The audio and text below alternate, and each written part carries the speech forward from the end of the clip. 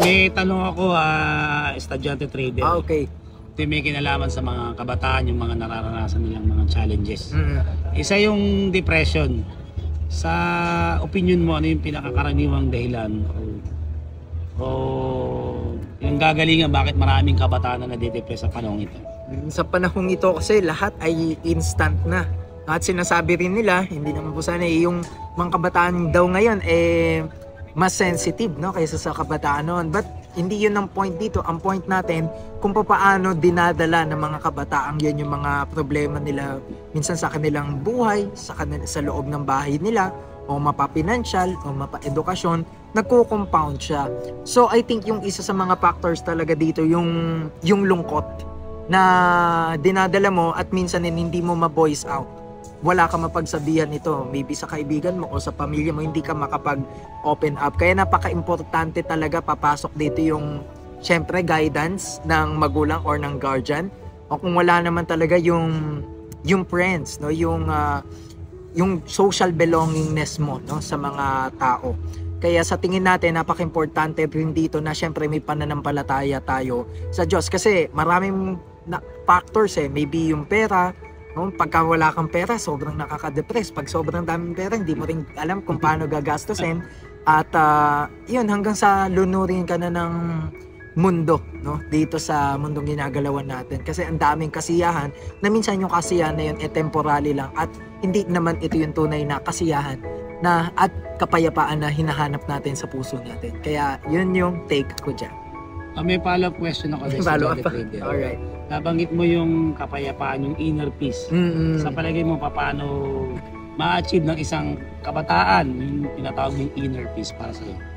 Syempre, unang-una dyan, syempre nakalagay po sa Biblia na unang-una dyan, syempre manampalataya tayo sa Kanya.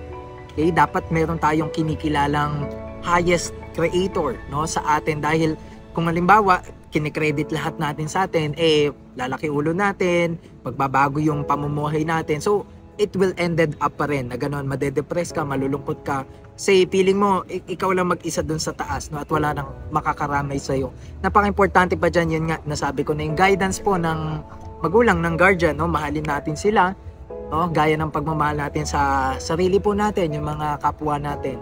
So, yun sa tingin ko na masasagot ko po dyan. Okay, another question. Inner peace. Yan, another. Salamat sa iyong... At syempre, wala kang inaapakan na ibang tao.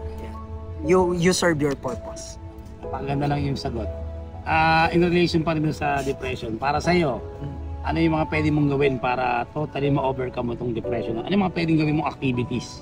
Okay, syempre unahin mo dyan, ano ba yung talagang nakakapagpasaya sa'yo, no? dito sa lupa, nakapagpasaya ba sa'yo? Like sa'yo, sa case mo, ikaw. Halimbawa sa akin, yung pagtuturo, no? Pagbablog.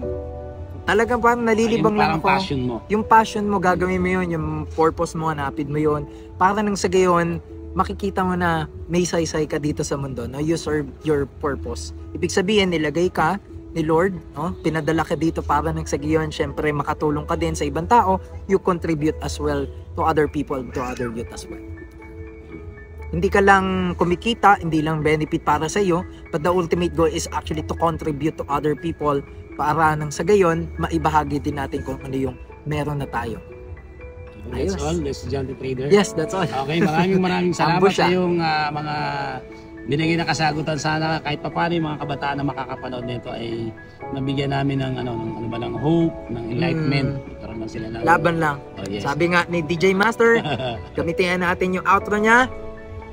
Laban lang. lang. God bless God bless you you all. all. Thank you guys.